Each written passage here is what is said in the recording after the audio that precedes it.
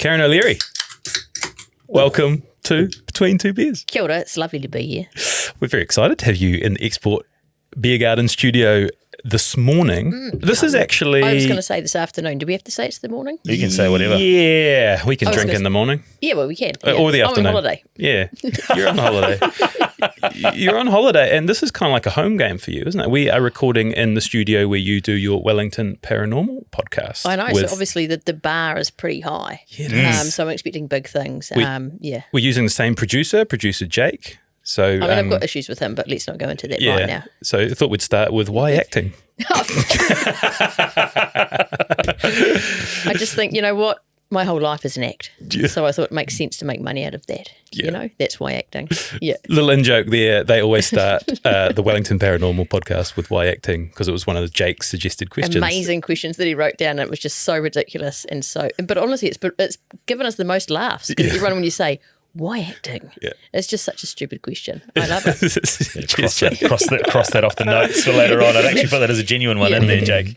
But you do the podcast with our business partner, Mike Minogue. Is that what you call him? Yeah, we only talk business with Mike now. Yeah, he's not really like a friend or anything like that, eh? No. Same as me. He's my... It's like us. Once you get into business with someone, the friendship ends and it's just purely... So at the moment, business. we're friends. Yes. But if we ever went into business together... It would be over. Gay and guy too. Hey, yeah. Gay and guys. That is my cup, a gay and a guy. Well, if we win in... Gay and heaps of guys. Gay and guys. That's not going to work. Okay. I don't want to dilute the gayness with too many guys. Okay. Fair enough. But the question was, how is Mike? What is the question? Yeah, how is the relationship with our business partner, Mike Minogue? My personal one? Yeah. It's absolutely fantastic. I love Mike Minogue. He's a fantastic human. Curious face. Lying. Acting, why acting? Because it makes things better.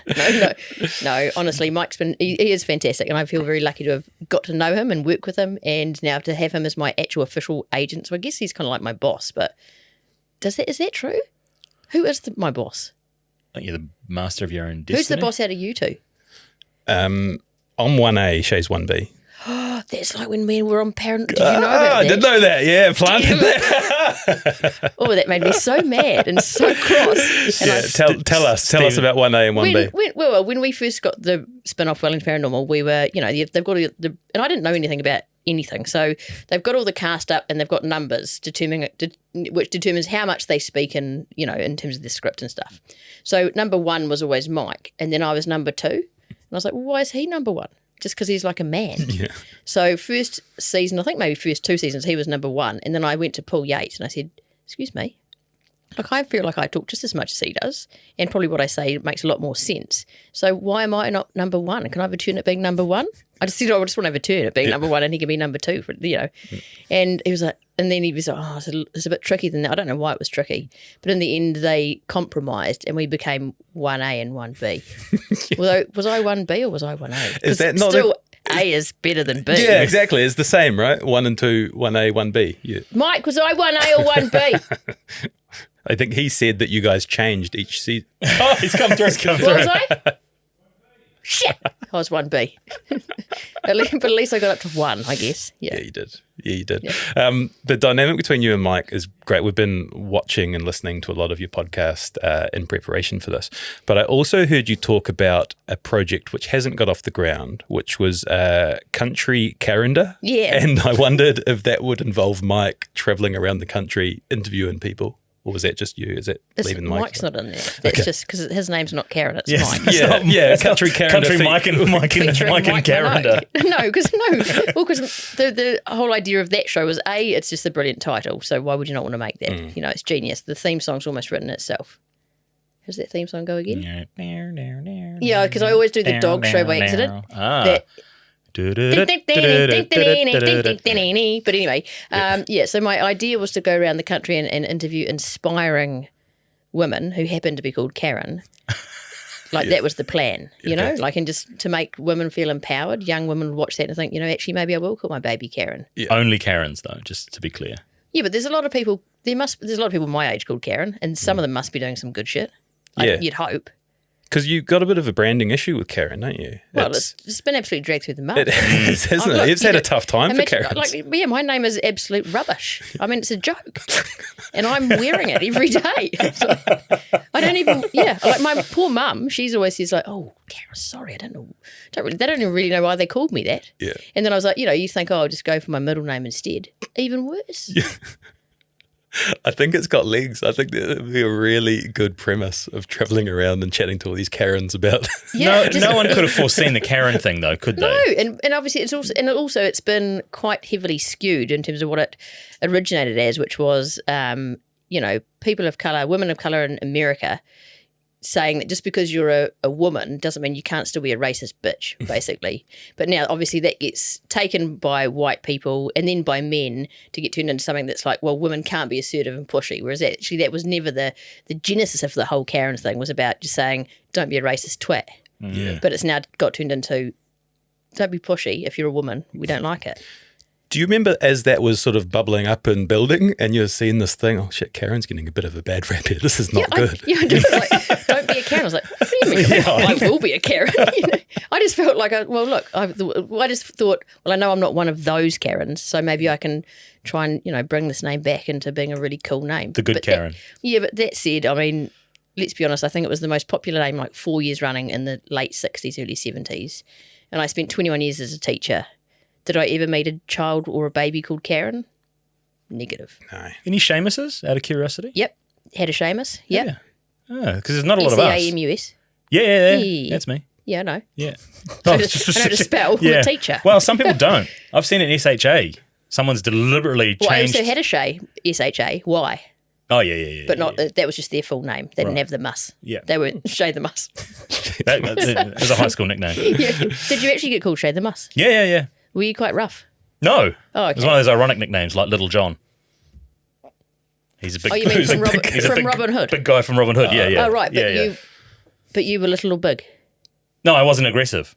Okay, but were you little or big? That was just a whole other question. Yeah. Well, I wasn't little. Yes, I wasn't you were little. little I wasn't big. little Shay. I think I was pretty Average. Yeah. Oh, that's good. He was hot. He was hot in high school. Do you remember that? I do. We were at school together. Yeah. Oh, that's nice. Were Yeah. you friends? Or business partners? We were friends then. We were friends then. We were friends then. Remember those days? We were friends then. We're still sort of, Right. we know each other.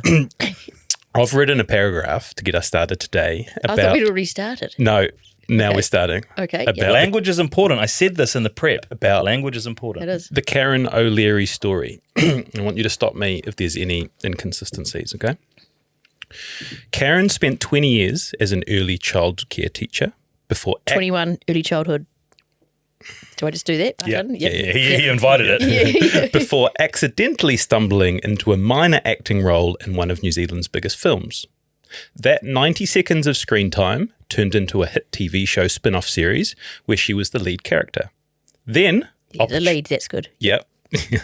Then opportunities flowed. She made the tough decision to leave ECE and landed a dream job as community reporter on Newshub's flagship TV show, Paddy Gower Has Issues.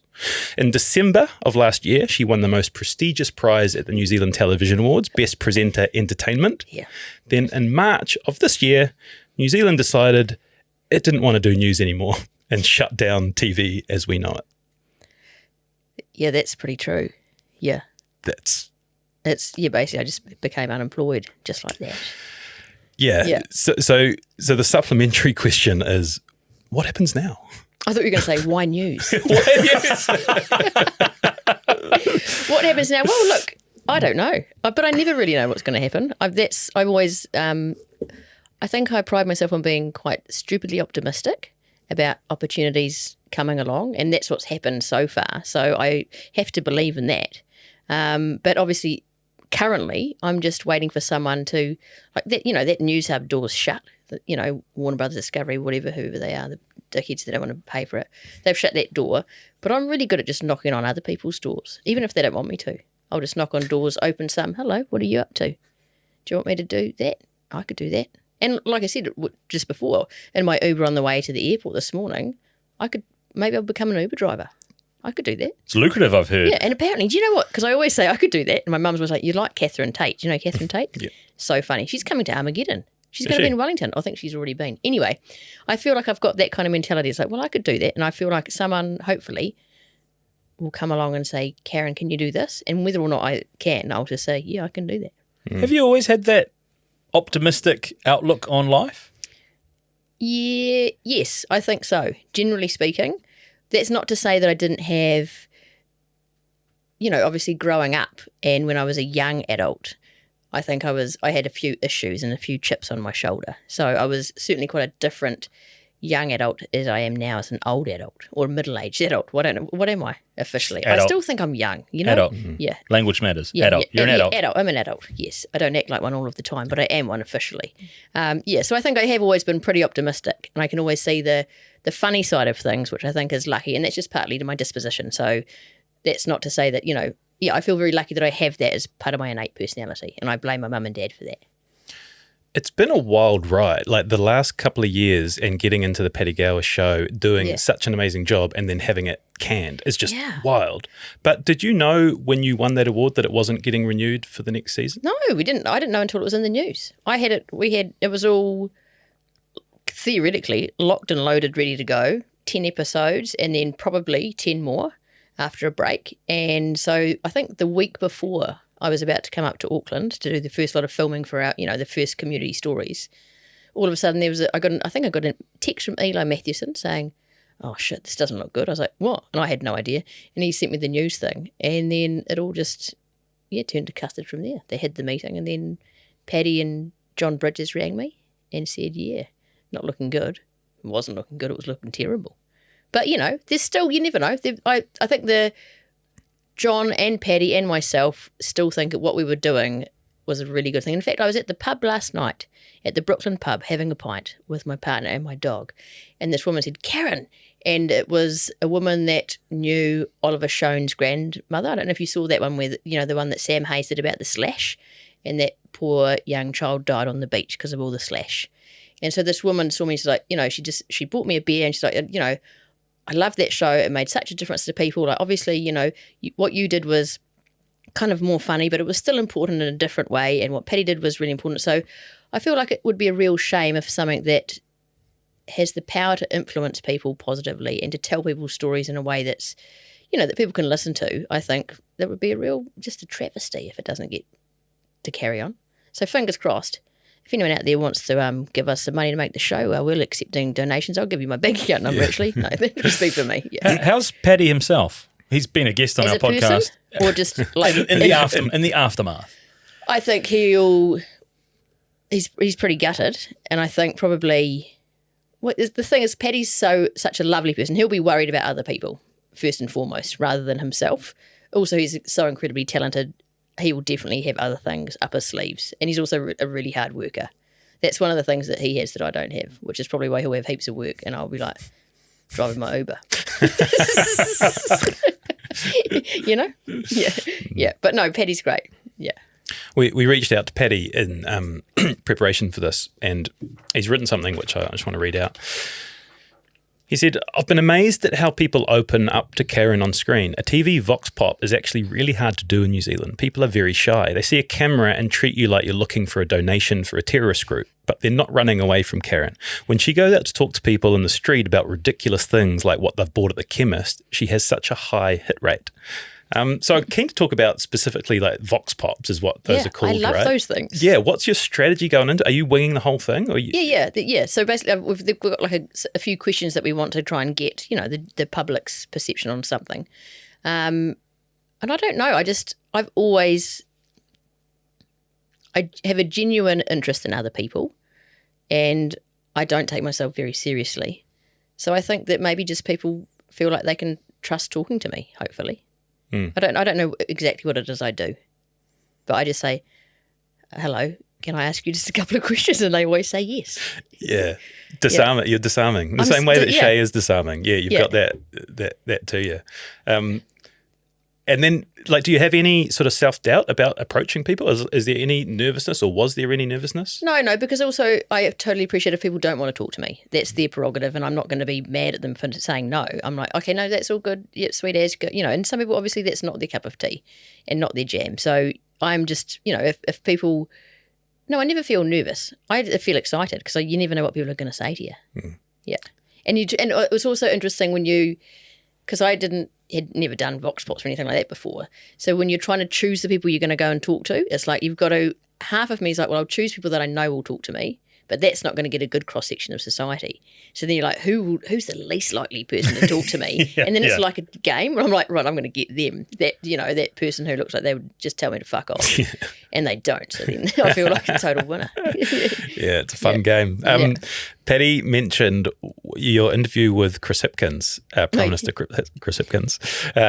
Said she got the PM Amazing to journalism. Yeah, that's what it was like journalistic dream. She got the PM to accidentally admit his tax policy on TV. Yeah. I mean, that's just the power of, I can do that. Yeah. Yeah. So, it was purely accidental. But again, I do know Chris from when I was an early childhood teacher. He used to be the Minister of Education. So we kind of do know each other a little bit. So he probably was more relaxed than he normally would be, and then just let his guard down, and I just snuck in there with my question about potatoes. I'm just thinking, oh shit, here we go. GST's coming off fruit and vegetables. Did you realise it at the time that you'd unearthed this political? I had no idea what it was. I was just talking about chips. I was just talking about chips. But even when I interviewed Christopher Luxon about the vaping, I found that chat very interesting and intriguing, because again, I went in there and, it's interesting talking to people like that, because I went in there thinking, I don't like what he stands for. I don't agree with how he thinks and what he's doing with our country. So I'm going to be. I didn't think I was going to be mean, but I was like, I'm not going to have fun with this, and I'm not going to enjoy talking to him. But actually, that wasn't the case. He was very personable. He was very friendly, and we had a funny chat, and he's a lot shorter than I thought, and that was a surprise right from the get-go. And then and then he had this hilarious chat about vaping and got to admit that he would choose blueberry vape flavour, only because I tricked him to saying that, but yeah. And it was like, you go into these things presuming something. You should never presume anything about anyone until you've actually chatted to them and got to know them. It was the same when I did an interview with Mark Richardson. I went in there thinking, yuck. And now I will say happily, Mark Richardson, certainly we don't agree politically or, in lots of areas, but he's not a horrible person. He's actually quite funny. Just was a very boring opening batter. Amen. He's a fascinating man. We had him on the podcast and weren't really sure what we were going to get. Rigger. Old rigger. Yeah. And you see his sort of confrontational, old, pale, stale male sort of act on TV, but a really lovely, gentle guy in person. Yeah. So, and we talked about that a little bit. He's like, but then I don't agree with that thing of, I'm giving people what they want, if that means that you're giving people bigoted views. I don't think, even if people want that, don't give it to them just because you can, because you're a white old man. Like, choose to be better than that. Yeah. Mark. Sorry. One of the crusades that you maybe inadvertently helped us with was around Hamilton. Yes. And our ambassadors movement of trying to change perceptions on Hamilton by trying to push a public holiday. Yeah. With those vox pops, did you get much uptake from around the streets? Where was I at? The field days. Yeah. They were all Aucklanders. Yeah. So none of them, they didn't give a shit. Yeah, they were advocating for a public holiday for Hamilton. I mean, obviously I had a hilarious time when I was at the Beehive talking to old bully boy Todd McClay. What's his name? Todd McClay? Or Van der Molen? Van der Molen. Yeah, Tim Van der Molen. Yeah. So had a great time with him, and then I sang a song with the Labour guy. Yeah, with Jamie Strange. Yeah, that was a great song. But yeah, it didn't work though. We didn't get a holiday for you guys. Sorry about that. That's okay. Yeah. But just as strong as we're advocates for Hamilton, you're the same for Wellington, right? Absolutely, without a shadow of a doubt. Yeah. What's the it. equivalent? So ambassadors. Wellingtonian. It just sounds like someone who lives there. Yeah, that is to me. Yeah. Okay. I haven't thought of it. You can't put me on the spot with that. Ambassadors. Yeah, that is. But also, that just sounds like a hamburger.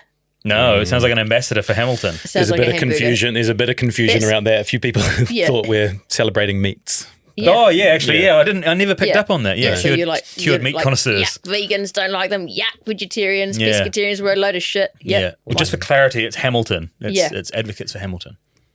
Well, look, I just think you can't go past. You can't beat Wellington on a good day. Oh, nice. Never heard that. Is that one of yours? Every day's a good day in Wellington. That's what I should change it to. Yeah. Every day's a good day in Wellington. That's nice. Yeah. I think that plays. Okay, good. Yeah. There's a campaign at the moment trying to get people to come to Wellington for winter because no one ever wants to come But every day is a good day in Wellington. even winter days. No, Because just actually like- the weather's not that different. Yeah. It's the same as summer. I had a bloody good time down there last weekend. Yeah. So the last broadcaster we had on was Jesse Mulligan. He talked about being the last generation of TV presenters. And if that's true, you've kind of just swooped in for the curtain call and just like played a major role and then... It's what I tend to do, isn't Right. it? I just quickly get in there and then I'll just do that and Well, Well, hopefully that's not the case though. Yeah, do you think it...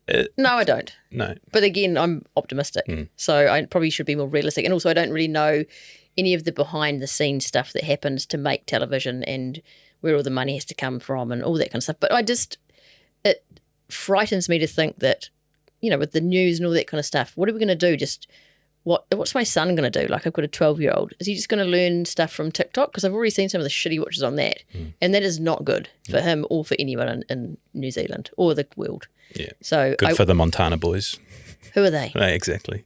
Who are they? People always comment that, I get my news from social media, but they don't That's not realize news. That's bullshit. But a lot of the time it's trimmed up stuff from the news on social media. Yeah. The news doesn't exist. That doesn't exist at all. Or if you're watching what my son watches, it's complete, absolute, utter garbage. I watched he secretly sent himself, I shouldn't say this. No, I saw some of the videos he'd been watching on YouTube and I was like, and they were horrible. Not horrible, like he's a nice person. Yeah, gotcha. But I just was like, what are you? It had even like a sentence about an alpha male and I was like, and he should know of all the people, don't let me see something that's got some video of a guy saying how to be an alpha male. I'm like, that's like having Mike at number 1 instead of number 2. Yeah. So, yeah. But I can't even comprehend what it must be like to be in his generation now. When you think about, how old are you guys? Late 30s. 41. Yeah, so we didn't have the internet, remember? Yeah. It's like, I can't even... I'm still a 6 o'clock news. Yes, I know. And It's think about appointment all viewing. of those, especially not even people our age, but people of an older demographic that aren't just on their phones or don't have a phone or don't have the internet or whatever. They've lost that whole opportunity to find out about the world around them. And I think that's a real shame. Or they are on their phones and they don't have the filter to be able to say, that's bullshit, this is fact. It's just because it's almost been trained that whatever's being fed at you from the TV is gospel. It's like, whatever I'm seeing on my screen is... And also what you've got on your phone, you just see all the stuff that you want to see. So you're not seeing anything that might change your opinion or make you question your opinion. So if you're a right-wing twat who just wants, tax cuts and whatever, you're just going to see heaps of stuff like that. Yeah. I think. Echo chamber, eh? Yeah, it's not very good. you've How do used we it a few change that? times. How do we change that? I'm going to change it. Yeah, I don't know. That's I a don't work know. on for after this episode, I guess. Yeah. Jake will come up with something. Jake, why echo chambers? He's writing it down. It's like with that thing about the political content that all of a sudden if you secretly weren't going to see anything political on Instagram and they didn't tell anyone about that. Did you Is that a know? thing? That is a thing. Me and Mike had to change our settings last time I was here.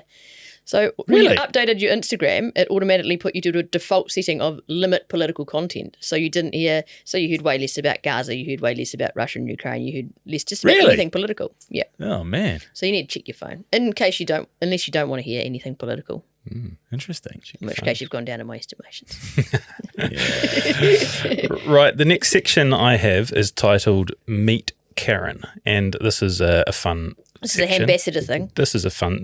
Meet Karen. Meet Karen. Hey-oh. Hey-oh. I was a bit slow on the I know, uptake I there, was but I got it. Language matters. Language matters. So we have been to your friends and family and got some little interesting bits about what you're really like. So your sister Jo told us that as a child, you were petrified of strangers. Robert, petrified of the dark. You didn't go to kindy because you thought the teacher was a witch. Yeah. Nikki, she was a witch. Sure, but she had such blue eyes. Yeah. Yeah, it's true. I hated the Christmas fair. I didn't want to go anywhere with, I wouldn't get out the car when we went to visit Kev Myers, who I'm going to see on next Tuesday with my dad's mates. I just sit in the car when we went to his house because I was too scared to get out and go and sit with him and Jan in their house on Severn Street. Which is a long way away from fearless Vox Pop Karen now. Yeah, so what? Well, let's unpack that. Okay, go. What's happened? What's happened? Why fearless? I don't know what happened. I just remember I was terrified as a child, but then when I went to school, I loved school and I felt very happy and comfortable at school. But I guess there was always that thing in my background of being not the same as everyone else, of being a little bit different to your stereotypical norm. So I always had that in the back of my mind, and, in terms of how I was and how I interacted with other people.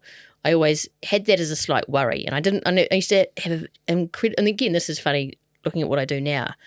My biggest fear was being embarrassed. I hated the thought of being embarrassed. And so I had short hair as a kid, and I knew I wanted short hair. I didn't want to have long hair, but every time I'd get misgendered and called a boy, I felt mortified, like it was the most embarrassing thing ever. But I just didn't quite know as a child what that meant and how I was supposed to cope with that in a positive way. And maybe I think often when you are someone that has to deal with adversity, that's where you can build resilience, and potentially that's what's happened to me, because I was in a situation where I had to either, I guess I had to work out whether I was going to change how I wanted to be, or whether I was just going to stand up for who I knew I was, and fight for that. And then I think my fight, like I said, in my early 20s, not the best fight style, a bit aggressive, a bit of a bastard, but overall, my overarching approach was to fight it with humour and with just kindness and being nice to people and not being a dick. Was that early teens that you started to fight for who you were? It's hard to know, because I always because even at high school, I did always find it easy to talk to like a diverse range of people, and that just, again, I think it's because I was genuinely interested and I wanted to talk to people. Like when I was at high school, we had a level system. So there was like level 4, which is where I was, which is the bilingual unit. And then we had one class, which is my class, which was just all these misfits that didn't really fit anywhere. Level 3 was the cool level, and level 2 was the nerds. And no matter it was you were randomly assigned to a level, but it always turned out that exactly where you put is what you turned out to be. Oh. So people that put on level 2 always turned out to be theoretical nerds, generally speaking. The people on level 3 were always like the cool guys. And I was on level 4, which is but I remember what was level 1? That was the children with different abilities level. It wasn't called that back then, obviously. It was called extra unit. Right. Yeah. But I don't, yeah. And so I think, but even looking back at high school, I was happy. I was kind of like, I would flip between the levels, whereas most people were quite just solid in staying in their levels. Yeah. I've forgotten what the question was, so I'm rambling on now about high school, but what was the question? There isn't one. When did I stand up for who I was? Yeah. Well, I've done it not very well when I was a teenager, and not very well when I was in my 20s. It's like you've heard the story about my cricket career, eh? Yes, but the audience might not have. Well, I love cricket with a passion, and I actually was all right at it despite being an incredibly short person. And all right being Wellington representative? Well, I got into the reps, and then I went to my first training. And yeah, a lot of people have heard this story, but if you haven't, ironically, I turned up and I went home after the first training, and it was kind of good, but there was some really, there was up to 18-year-olds and I was 13, so I was certainly not the best.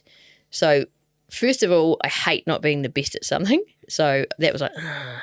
But second of all, I was terrified because I thought there are so many lesbians in that team, and it freaked me the fuck out. And so I said to Mum and Dad, I'm not going back. I don't want to do it. Dad never forgave me for that.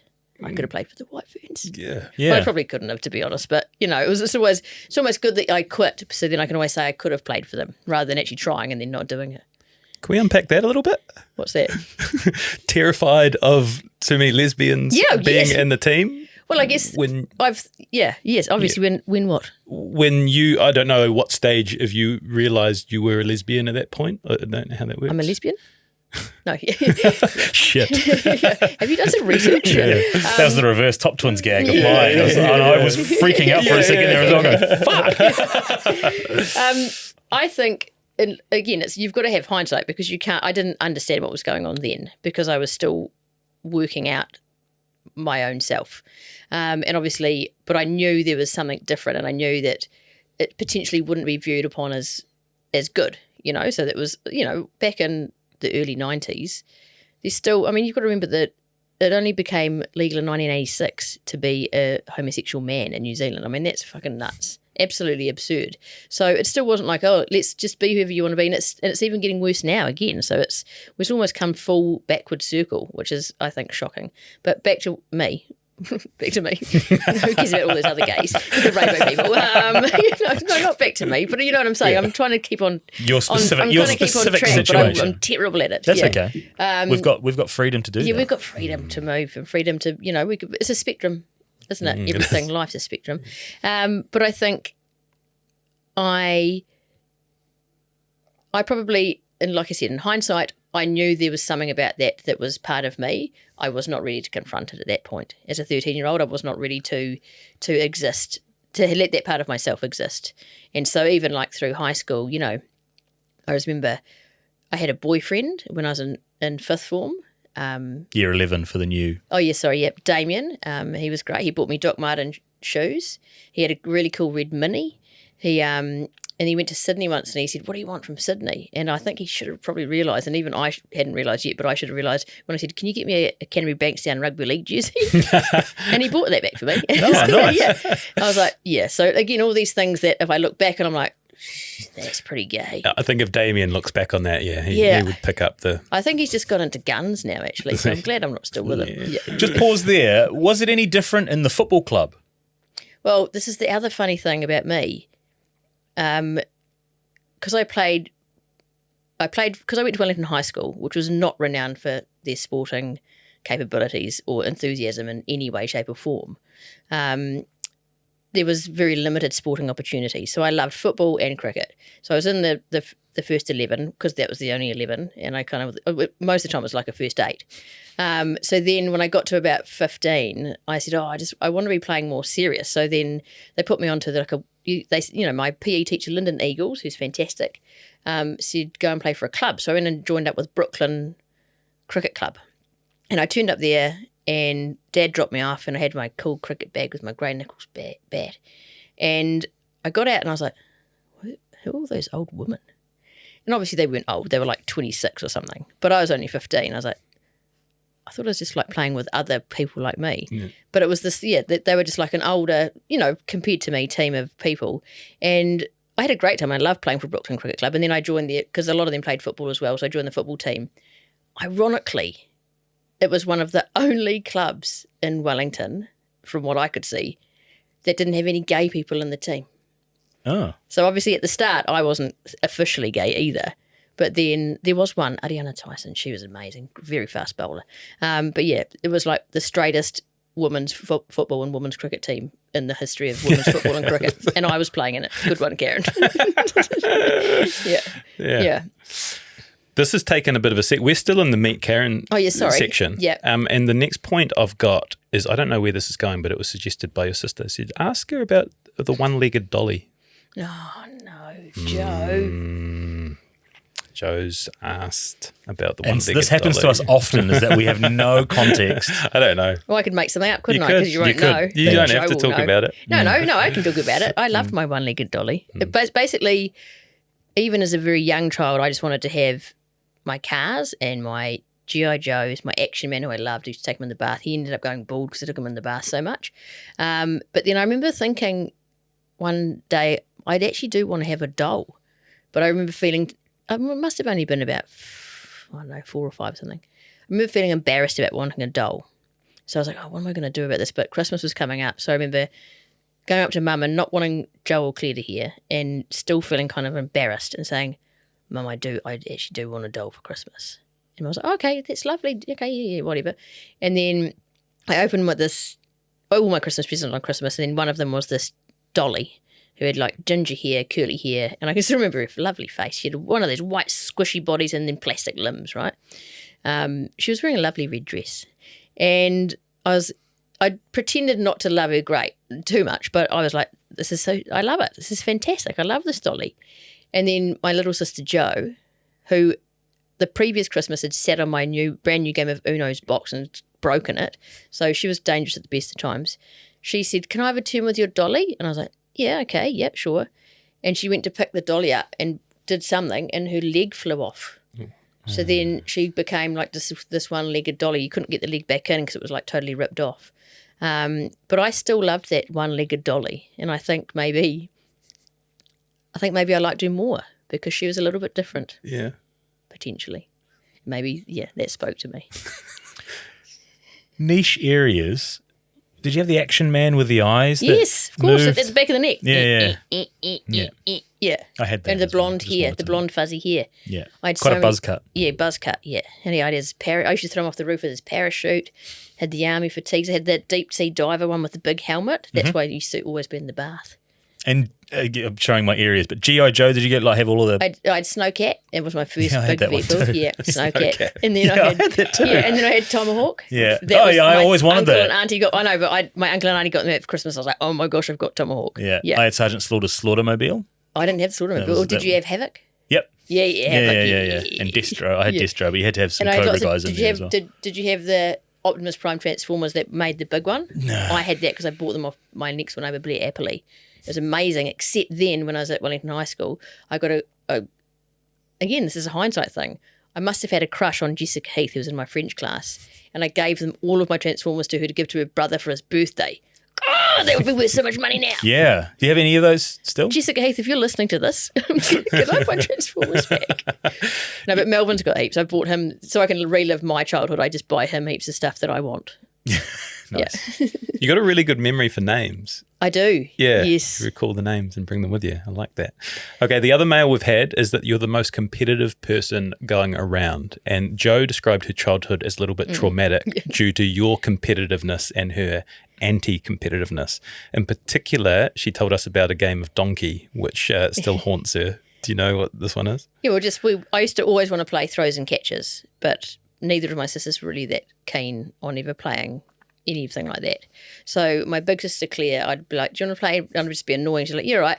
And I'd throw her the ball and she just would throw it away. And I'm like, that's not, but with Jo, I just, because she was younger than me, I just would be quite mean and just brand her with the ball, and I'd always beat her at donkey. But yeah, I wasn't a very nice sister to Jo when we were growing up, which is surprising now because we're very, very close. But I was a bully to Jo, and I also like when we used to walk to school, I used to pretend she'll remember this. There was a house on the way to school, and I convinced her that Gargamel lived there from the Smurfs. Smurfs, yeah. She was terrified. She'd cry every day on the way to school, and I did that, and I regret it now.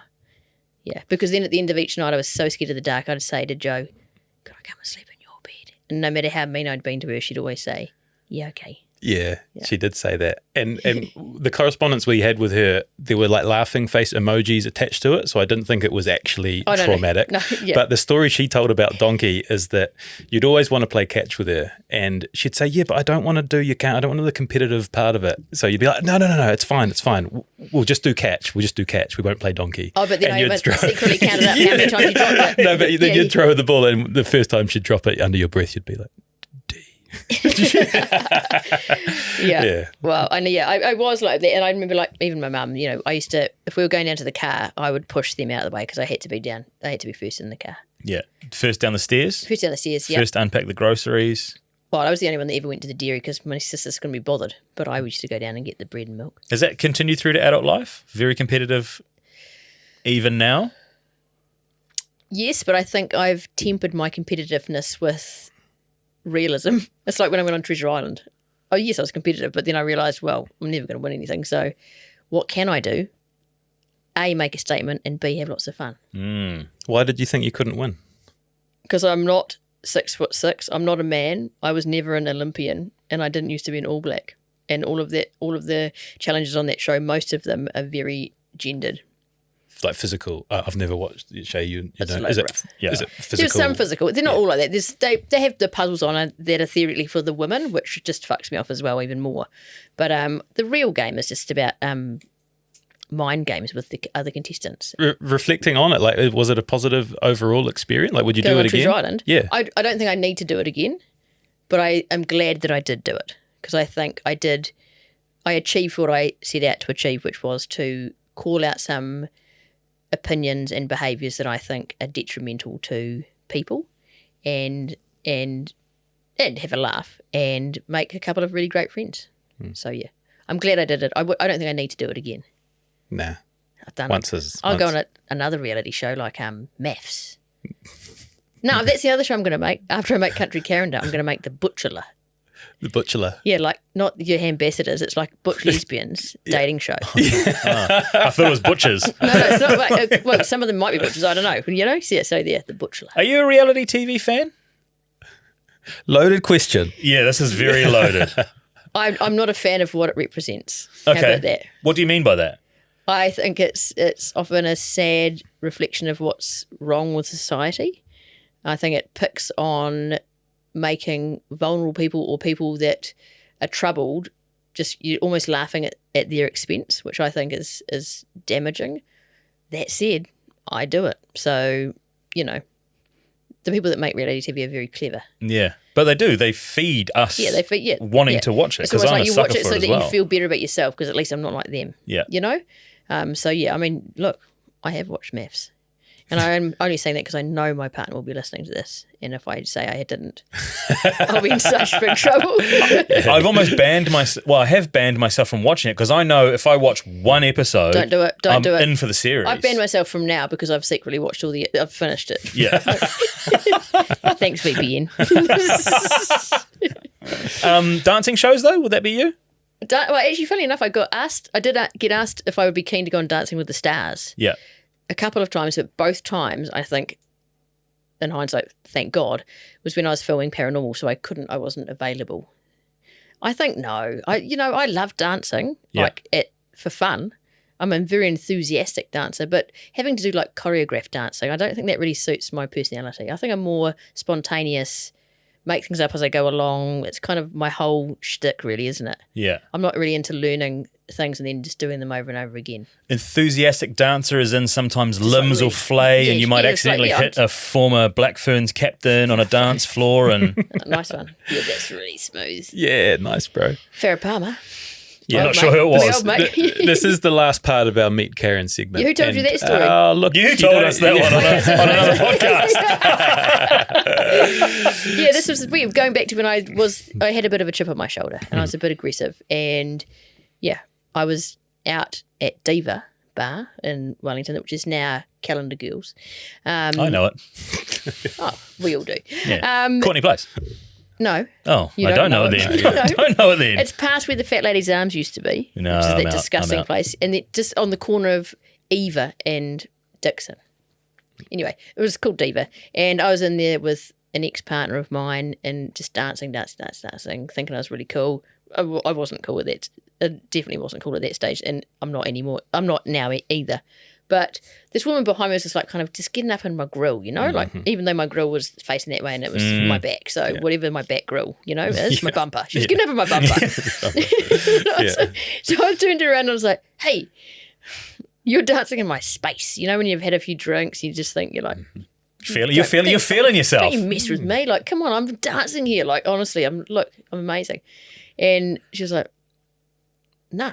Because I said, can you just back off? She's like, no. I was like, right. And in my head, my infinite wisdom, I was like, I'm going to punch you.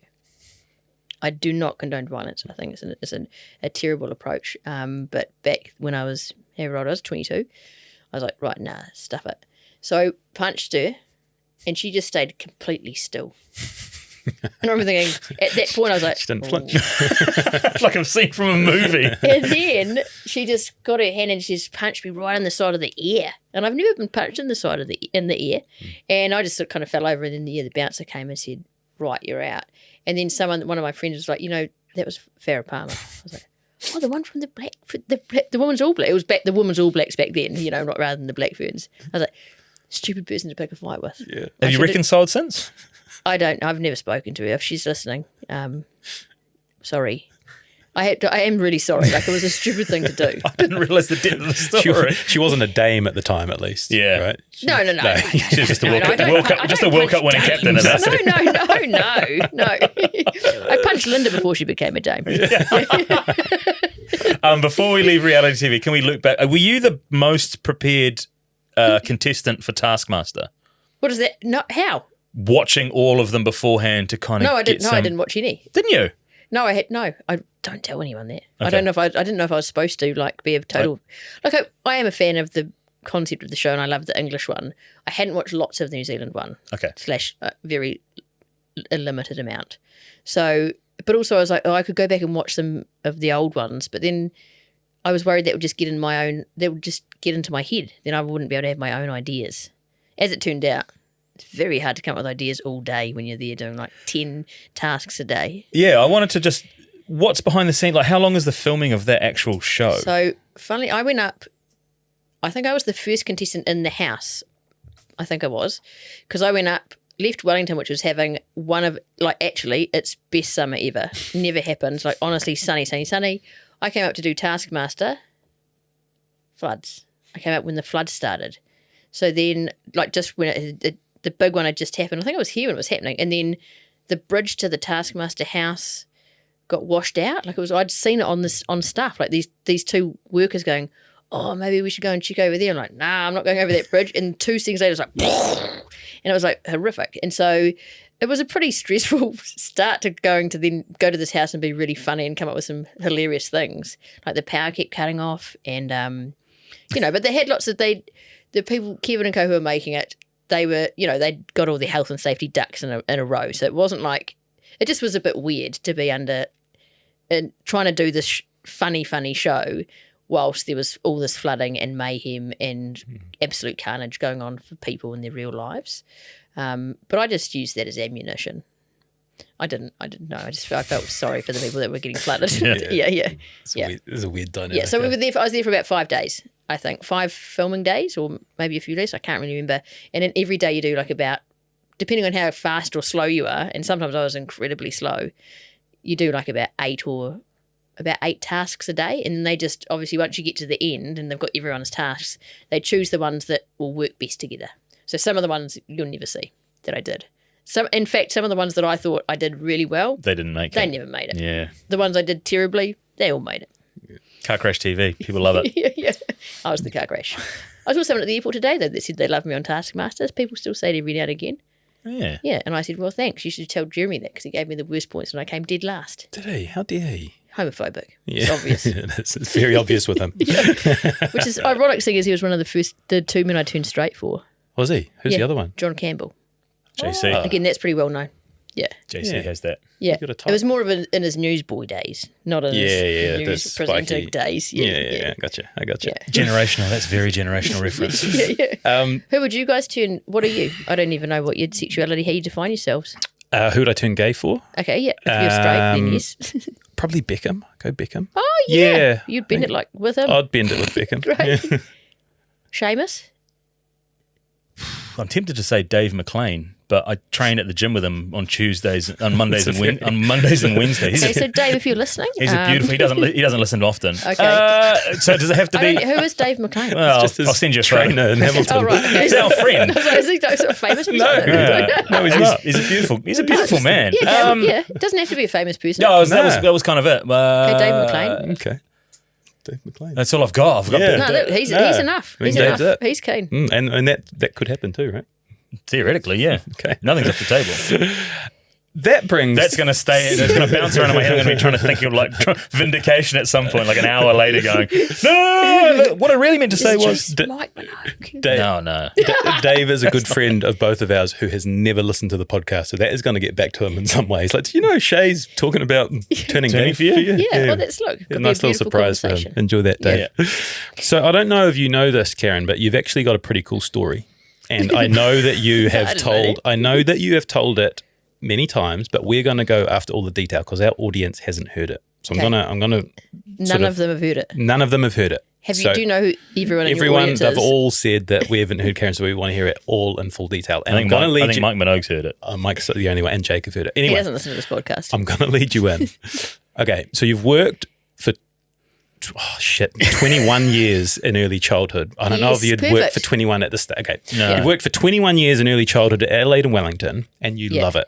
A big part of that job is entertaining kids, and you would often dress up in character to do it. Yes. You did a good cop. Yep. Someone knew you had a good cop in your locker. Then what happened? I became a cop on the movie. Yeah, but is it the detail you're well-told story?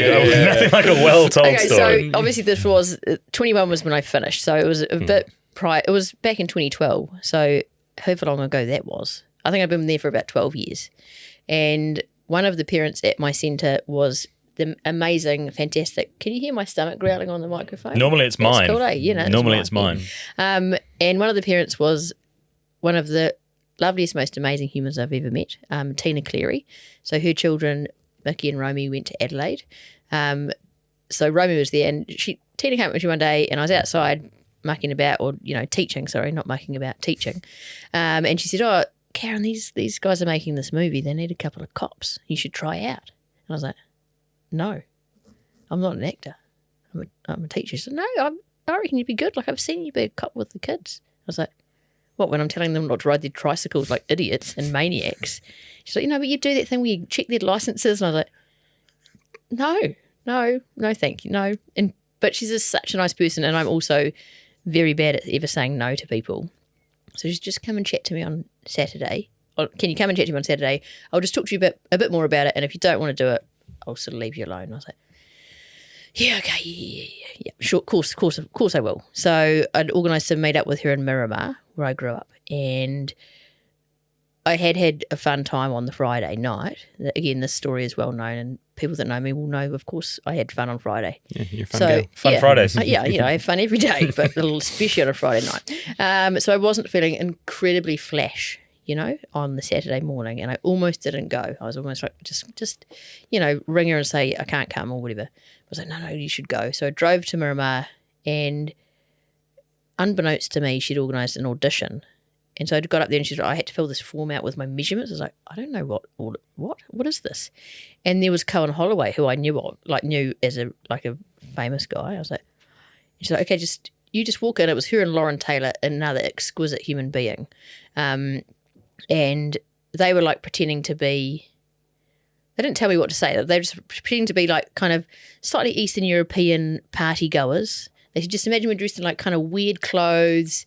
They spoke in these kind of Eastern European accents.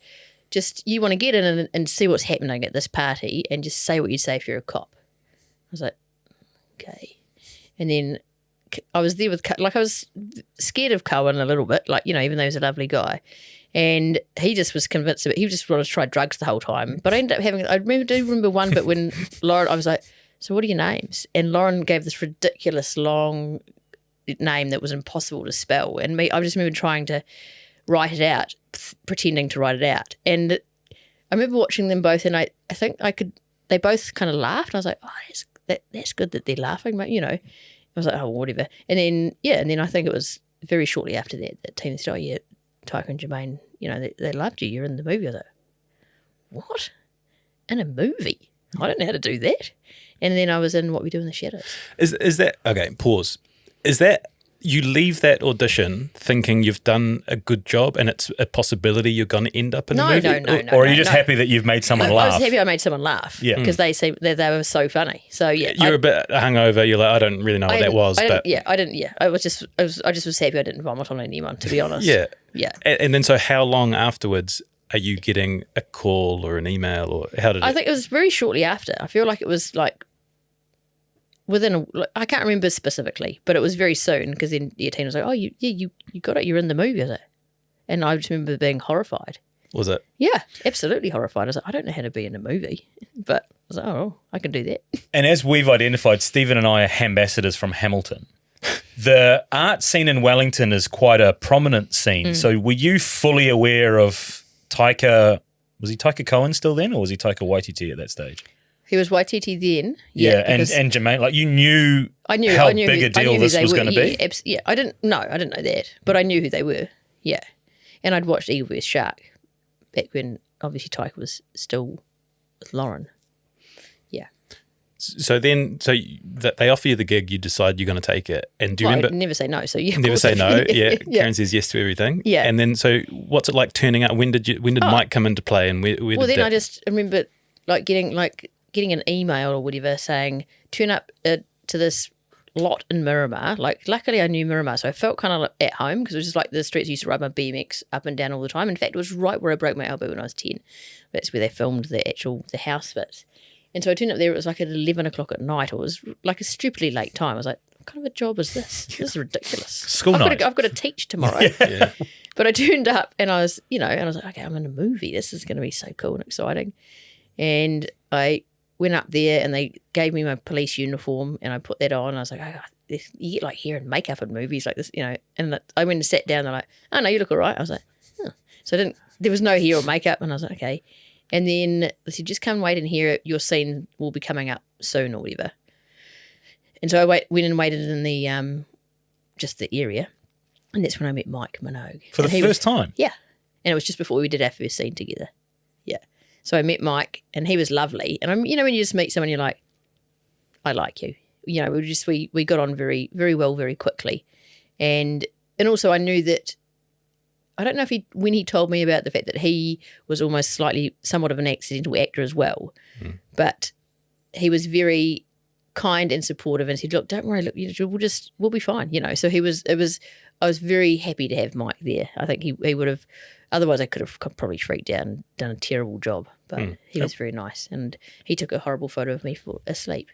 Yeah, what stage did which you... he shows all the time Yeah. to anyone that'll look at it. So At what stage did you fall I've got asleep? some horrible photos of him too, which I keep private for my own enjoyment. I fell asleep when I just was waiting, and I remember sitting there in the chair thinking, "What am I doing?" And because there was no script for the movie, so you didn't know anything about it.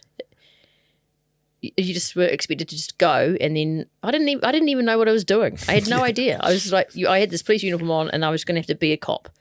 But in what way, I didn't know. I didn't know. Yeah, so I just remember sort of lying there thinking, maybe if I just shut my eyes. And then I just fell asleep because I was probably incredibly nervous. That's all by design, right? Do they like the thought that you don't really know what's going on and you're just... I think that was part of the genius of it. Yeah, so, and I think maybe it was before or after we did our first scene was when I first actually met Taika.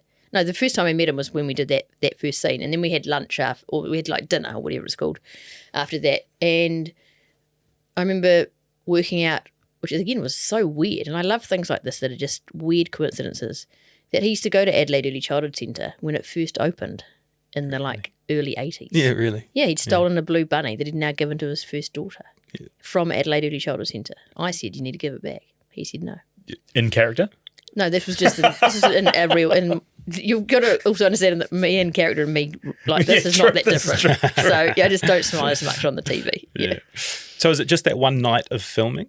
Well, we just did that one night, and then that's all we've been told. But then I guess theoretically, because we provided some enjoyment and we weren't terrible, they then got us back for another night when we went and did some filming outside when Stu got attacked by the dog, so that werewolf thing. Yeah. So we got asked back to do more, which again I was like, oh, secretly in my, I was like, well, we can't have been that bad if they've got us to come back again. And but you never want to think too much because then I had lots of friends of mine that had bit parts in the movie who, because there was 130 hours of footage that they had turned into a 1.5 hour movie. So people were getting cut left, right and centre.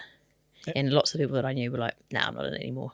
Yeah. And then, luckily for me, Sam Scott, whose children also came to my centre, was doing the music with Monica. So he would go to all the test screenings and he'd come in, with Ralph or whatever and say, no. And I said, are the cops still in it? And he would always, be my sort of, the guy that knew. So he was like, yeah, the cops are still in it. I think people like the cops. I was like, great. Okay, cool. Maybe I will stay in the movie. I don't know. It's crazy what a big effect that, not 90 seconds, right? 91 seconds. It's pretty short. But what it's turned into. It's absolutely bonkers. Yeah, it is. It's wild, isn't it? It's like, and again, like, part of me is just like, Karen, you absolute fraud. Like, I feel bad for people that have like trained purposely their whole lives to do what I've been lucky enough to do and have a really great time doing. But then also part of me and my own philosophy as well, if you're a positive person and you give things a go, then, opportunities will come your way, I think. And do you remember watching the premiere? Like, did you watch the we did the premiere with everyone? And then is that when you're seeing it for the first time? Yeah, what and it I looks was like? terrified. I didn't watch any of the film until the cops came. And Mike wasn't there. So he was supposed to be there, but he wasn't there. So I was there with... what else did he have on that he didn't go to the premiere? I asked him this the other day. He's like, why weren't you there? So, and I was there, ended up being late. So I was right up the very back. I was there with my ex-partner, Melbourne's other mum, Jen. And I just remember watching the film thinking, oh, when is the cop bit going to come? And I don't remember anything about the film, but I remember watching the cop bit but noticing people were laughing and then thinking, okay, it wasn't too bad. And then you go back to early childhood. Yeah. And 5 years later, the TV show? Yes. Yeah. So it was like, well, yeah. So- Well, because I went back to teaching. I was like, well, that was fun. I gave acting a go. That was the end of that. And then it was, and Mike's very good with dates and just keeping emails. I'm not good with any of that stuff. But I think it was, at least a year or two or something after that, we got an email from Paul Yates saying, do you want to meet up at Prefab? I've got an idea. And so I met up with, and I hadn't seen Mike since the film, so it was lovely to see him. We had a nice time, and they said, we're thinking of making a spin-off. Do you want to be in a TV show? And again, was like, yeah, okay, sure, I can do that. Sorry, a spin-off from the 90 seconds we did in that movie where we just made up our lines. Yeah. So, I mean, it's like I said, it's pretty crazy, but it's lovely. I think it's fantastic. That's what I mean. It's a cool story. Yeah. But so in between the movie goes out and you're back childhood teaching and before the spin-off concept gets brought to you, are you considering yourself an actor now? No. Like, is there other stuff? I still don't. No. Well, obviously, actually, Well, no, you're a presenter now. Yeah, I'm a chameleon. We filmed it in 2012, but it took 2 years to edit because there was so much footage. So the film didn't come out until 2014. So that sort of added time into the timeline. So I was still just happily teaching, asking Sam Scott if I was still in the film for like 2 years. And then it came out in 2014, I'm pretty sure. And then, I just was teaching thinking, well, that's the end of that until Paul Yates emailed. And then I was like, okay. And then he emailed and then we didn't hear anything for like ages because apparently that's how TV works. I know that now. I didn't know that at the time. So I was like, well, that was a waste of time. They're never going to make that TV show. And I remember talking to Paul at one point and saying, I guess that TV show's just, nothing's going to happen. He's like, oh, no. If they haven't said no, there's always a chance. So then, That must be an incredibly exciting email to get. Even though you think, there's a good chance it doesn't lead to anything, the thought that someone wants to make you the star of a TV show with Mike, who you get on with really well, and that could be your new gig. Yeah, I was just like, this is so ridiculous, but how potentially lovely. And then, like I said, I think when we were doing the Wellington Paranormal podcast, Mike has got that first message that we got from Paul, which was, whoop, whoop, this is the sound of the police, which is when we got the green light to actually make the show. Yeah. And it was like, but again, I'm just like, how have I ended up here? This is ridiculous, but really great. And once the show was greenlit, was that the end of teaching or did you still overlap? I was still full-time teaching for the first 3 seasons. Only season 4 was when I decided to leave. Yeah. So I would take 6 weeks off and go and and I was very lucky that Adelaide, the early childhood centre I worked at, it was a community-based centre, so it wasn't one of those horrific not-for-profit centres that have ruined early childhood in New Zealand, and that's largely due to the national government. I'll just put that in there while I'm talking about it. No, not largely. It's solely due to the national government. So it was very much a community, family kind of whānau feeling centre. So they were really supportive. And I guess the fact that Tina had made me go and get a job as an actor, it was kind of their fault.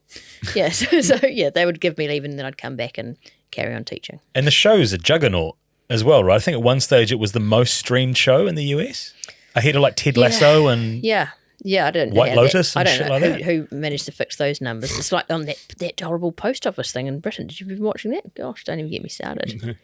I don't know that one. Well, look, people that if any of your listeners have been watching the post office scandal in Britain where the computer was wrong. Anyway, look, it was crazy when we got these reports through that, and because obviously it wasn't in America for quite a while because we had to wait for What We Do in the Shadows, the TV show, to have been on for a certain amount of time. There's all these rules around when you're allowed to do things, none of which concern me at all. But yeah.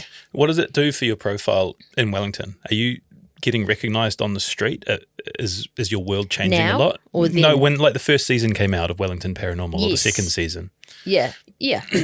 I did start to get mostly at the supermarket. But I spent a lot of time at the supermarket because I love supermarkets. A lot of people would start coming up to me in the supermarket or just down Cuba Street. And people are always so friendly and lovely. And they're always like so apologetic. And they'd be like, oh, I'm so sorry. And I'm like, oh. And I was just so excited that anyone wanted to talk to me because I love talking to people anyway. And the fact that they had seen me on the TV, I just thought was hilarious. People would stop me. But what I do remember even from the first couple of seasons was the diverse range of people that stopped to talk to me, and I really enjoyed that. I thought, I think that says that what we've done in terms of what I believe in is really positive, because it was people that were like 85 years old that would say, "Oh, love you in that police show," and then there would be kids at my son's school and, everyone in between. So I was like, if you can, I think that's a sign of something that's, I think, really, it can potentially have a really positive impact, even if it's just entertainment and comedy. If you can reach a diverse range of people, then I think you must be doing something right. What was it like going to work as the lead actor of this big production when just previously you'd been an early childhood teacher and then you're the sort of centre of attention every day? Was it a bit overwhelming? Same as when I was teaching. Yeah. Same, but different. They're both performance art, right? Everyone was a bit taller. All the kids were excited to see me every day, No. It was like being on the movie set when it first started. I was like, I had no idea what I was doing. When I had to go and do a table read, I think I might have texted Mike to say, what is a table? I don't know what. I think it was Tina actually. I said, what's a table read? Yeah. I had no idea what any of these things were. So it was really just like baptism by fire. Is that the saying? Yeah, it is. Yeah. I don't really agree on being baptised. So can I think of a new one? Yeah, let me take that back. Trial by jury. I don't believe in juries either. It was really just like making it up as you go along. Yes, it was very much making it up as I went along and hoping for the best. But everyone was the people on Wellington Paranormal was so lovely, kind, supportive, helpful. They made it feel very easy. And yeah, there was you never felt like I never felt like either I was doing something wrong or it was people were there to help. Is there a Wellington Paranormal fandom that casual fans are not aware of, like really hard out fans, particularly in America? Yes. Like some of the messages that I've received are from, I'd say, hardcore people, and often like when Mike and I would go to Armageddon, they're definitely a very committed kind of fan, and I think that the people that tend to frequent Armageddon are often the types of people that do get really passionately obsessed about certain things, and full credit to them. And if you can bring those people a little bit of joy by actually spending the time to talk to them and have a nice conversation, then I think that's also really that's a good way to use what we've got, rather than just being because you could end up being a full of yourself twat. Like you can see how that happens, but I don't want that. And is it still it's still as passionate to this day? Is it? Because how long since season? People still often say, when are you making another Wellington Paranormal? So when are you making another Wellington Paranormal? Hopefully soon. There's certainly rumours, but it's like anything in that the TV world. You never know. Like it's like I thought I was going to be on Paddy Gower all year, but am I? No. So, but I know that Paul and Jermaine, certainly me and Mike, and Mucka and Tom, we're all excited about the prospect. It's just a matter of getting through all of the hoops that exist in the television world. Mike's actually unavailable. He's going to be working on our business. He's not going to have time for your show instead, because he was actually earmarked for the for the first season. So yeah. Is there a time in each season where you find out that it's being renewed for another season? Like, is that cause for big celebration? Is it sort of like halfway through? Or I don't remember things like that. Don't know. I should though, shouldn't I? Mike would remember. I think. No, because I think they obviously had to see how well the first season was received. Yeah. So we did the first season and then it was on the TV and then it did quite well. And so I remember then it was like, oh, maybe they'll get us back. And then we got this next season. And then again, I think after the season 1, it was locked in for season 2 and 3. We just did them all at the same kind of time, but it was going to be split up as 2 seasons. So then we'd done all of those and then they wanted us back for season 4. And TVNZ wanted us back for another season, but we decided, I didn't decide anything, but we decided to take a break. Yeah. What's it like having, and I'm making an assumption here, having Jermaine Clement as a friend? It's great. He's the loveliest guy. Yeah. Yeah.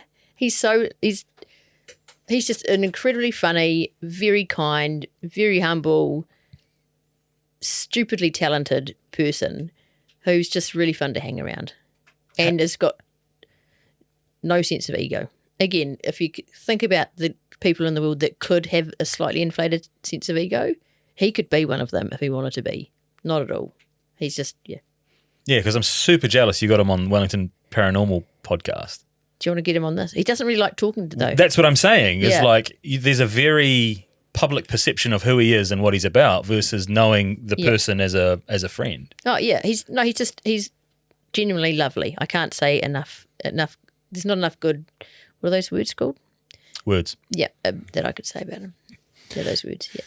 So after season 3, and I've heard you describe it as one of the hardest decisions of your life. Yes. You decide to leave, to actually leave ECE and become an actor. What went into that? Were there opportunities? What came? 2020 was that the year? Yes. It was, and obviously 2020, if you remember. What happened in 2020? Yeah. You left ECE. So that it was the big like, thing. It was global. There was a lot going on for me in 2020 in all areas of my life, notwithstanding the fact that there was a global pandemic going on.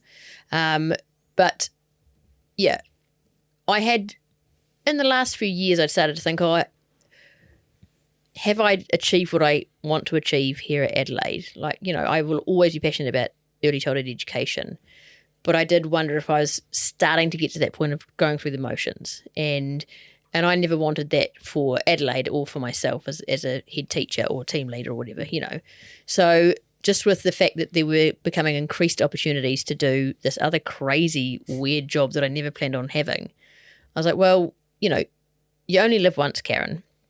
And so what's the worst that can happen is that you give this a go, it all turns to custard, and you will always want to come back to education in some way, shape or form.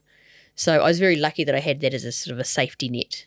Not that it was a safety net, but as an alternative net that I could spend my time in. So I just thought, well, bugger it, let's give it a go, see what happens. But it was like ending, and I've ended a couple of marriages now, but it was like ending a very long-term marriage. I think, luckily for me, I'm not someone that tends to struggle with mental health or get depressed, but I think that year I was definitely hit with that, and I think leaving Adelaide had a large role to play in that. It was that and when my sisters left to go overseas when I was like 18. Those were the 2 times. A lot of people, 2020 has been a year. Yeah, I think maybe now we're only just reflecting on what a big impact that had on so many people across work and life and just disruption. And I think as well, like even if you look at what's happening today in terms of lots of the stuff that, a lot of the hate stuff that's going on, a lot of the fear mongering, a lot of people having these really, really strong views that are actually quite discriminatory. I think that is also like it's come out of the pandemic in lots of ways, not in all ways. There's always been bigoted twats, but like I think that has pushed people in directions they didn't know they were going to go in, and they're finding it hard to get out of those places that they've found themselves. And I think that's really sad and really worrying. Yeah, but yeah. Anyway. Pandemic's over now, but Helen Clark's going to try and make sure we don't have another one. Yeah. That's good old Helen Clark. Yeah, we should get Helen Clark on. I've always had a massive crush on Helen Clark. Yeah. I used to go to Waihi Beach just to try and find her. Never found her. Did you? Found Ross Taylor once. Did you? Oh, yeah. Yeah, he was just on the beach. I didn't find him, but I saw him, talked to him, got a photo. You got a Helen Clark impersonation in your locker? I think I should. Oh, what are you trying to say? That I look like Helen Clark? Not at all. Is that what you're saying, Joe? Because you're an actor. Yeah, okay. Well, I think I will work on that because I think, obviously Melanie Bracewell did a very good Jacinda Ardern. She did. I think I could do Helen Clark. I think you could too. I reckon I could. She's got quite a... Yeah, okay. Leave it with me. I'm not going to try it now. I'm going to practice. When this episode gets released, we'll insert that in. Yeah, great. Yeah. Hey guys, I've been working on a Helen Clark. I don't know if that's a Helen Clark. All right, man. Yeah, that was quite good. I don't know. So to continue on the journey, now you are an actor. I assume you get an agent. Are there lots of inquiries for your services? I've seen your IMDb. There's a lot of like films and things you've been in. Well, was there a writer that had to be a uniformed lesbian role? Well, I was very much typecast as a uniformed lesbian because obviously I did Potluck as a security guard. That was with Paul Yates. It was supposed to be with Mike Minogue, but he quit. And then I was also like, because I remember the first time I got asked to do something after the show, or maybe it was after I can't remember whether it was before. I think it might have been after the movie, not before the show had come out. And I got this random email from Sandy Burton saying, I'm making So good with names. Yeah. So good with names. You ask me any of the children I taught in 21 years, I'll tell you their names and their parents' names. Wow. Yeah. Nice. Sandy Burton was making a short film called Grey William. He's like, I think you'd be great. And I was like, so I went to go in for another audition. I was like, I've done one of these before. But it was kind of like it was kind of a serious, it was a short film, but it was comedy, but also quite heartfelt and sad. And I ended up getting this role in a short film. And I'm thinking, how hilarious that someone else wants me to do something. And I did this film, went up to Shannon and made this short film. Gosh, I wonder where that is. Grey William. It's an amazing short film. Please no one ever watch it. Only because of my performance, not because of Sandy and his great work. Yeah. But yeah, then I think most of the things I got asked to do was only because of people that I knew. I don't think so it was through relationships that I formed, through the work that I'd done, that's when I got most of the things that I got, except for the one short film that I did where I played a straight person. That was a real stretch for me. But, I mean, the people you knew were pretty powerful and well connected. I know. But again, it was just it's luck. Yeah. And good relationship management. Yeah, and connection. But we do have, we want to spend a little bit of time talking about Nude Tuesday with Jermaine Clement. So the premise of this film was really different, right? It was like in gibberish, but full disclosure, I've not watched it. Full disclosure, that's probably for the best. But the trailer got me. Yeah, I want to watch it. You should. Yeah. It's an amazing film, and Jackie Van Beek, who directed it, and Aman Ballantyne directed it and wrote with Jackie Van Beek. It's such a clever, interesting concept. You know, there's not many movies these days which have never been done before in that way, shape, or form. And so this was such an original idea. But yeah, it was just this film about this couple that go to a weird kind of couples retreat, which is run by this kind of a sex guru guy, Jermaine. But the whole film was done in this made-up language. So we all got the script in English, but then whenever we said our lines, we had to do it in like a Scandinavian-esque kind of an accent. And I think, and that was just really clever because it was almost a statement on what was happening for Jackie's character and Damon Harrison, who played her partner in the film, who also played Charles Manson twice. Did you know that? I did not know that. Yeah, he's very good. So obviously their relationship was breaking down because of a lack of communication. So the fact that the film was in gibberish, which is a language no one can understand, it really sort of shone the spotlight on, what is communication? Communication is so much more than just the words that we say. Like, often you just think, well, if I say the right things, then my message will get across. But communication is so much deeper than that. So I think that was quite a clever way to do it. And then obviously the people that wrote the subtitle so that the audience could actually try and work out what the hell was going on, they had no idea what the English script was. They just got sent the film as is and had to make the words match our mouths, match the time, all that kind of stuff. Big job for the subtitle writers. Yeah. So they went to Julia Davis in England and then a couple of Australian writers as well. And Jackie's obviously big vision thing was, wouldn't it be interesting again to see how a person from England interprets what they're seeing compared to a person from, say, China or a person from where, does that also alter how communication works and how it's received or how it's interpreted? Because I think that's quite, is there cultural ways that we communicate that are misunderstood, or I just think it's very clever. Mm. Yeah, it is. Fascinating concept. It's also clever having to be naked in a film. Yeah. That wasn't clever. Yeah, so you were naked and Jermaine Clement naked together? Yeah, we sat next to a bus for quite some time next to each other on the, yeah. Look, I need to tell the story. Tell us. Jackie, I wasn't originally in Nude Tuesday. It was going to be someone else who had to pull out. So Jackie rang me up. She's like, Karen, I'm making this movie. I want you to be in? I was like, okay, yeah, sure. Great. And then when she was just hanging up, she's like, you all have to be naked. And I remember thinking, it's like a throwback to the D. Yeah. I was like, but and I've told this story before, but I'm not a comfortable naked person. I've people that are, full credit, good on you, but I am someone that wears socks and shoes to the beach, and also and again, I have told this, your listeners won't have heard it. as someone that presents what you might say is more masculine than feminine, I've never thought that my body, which is quite feminine and curvaceous, has matched who I am as a person. So I've always had worries and doubts about that. But then I sort of thought to myself, well, Karen, look, if you can go on this film and get your big boobs out and your bum, and you can help some other young butch queer person feel better about their body and say, well, who's decided that my body doesn't match who I am? Probably men, to be honest, which is a load of bullshit. I don't want to listen to them anyway. Not all men, some men. So I felt like I had an obligation to do it.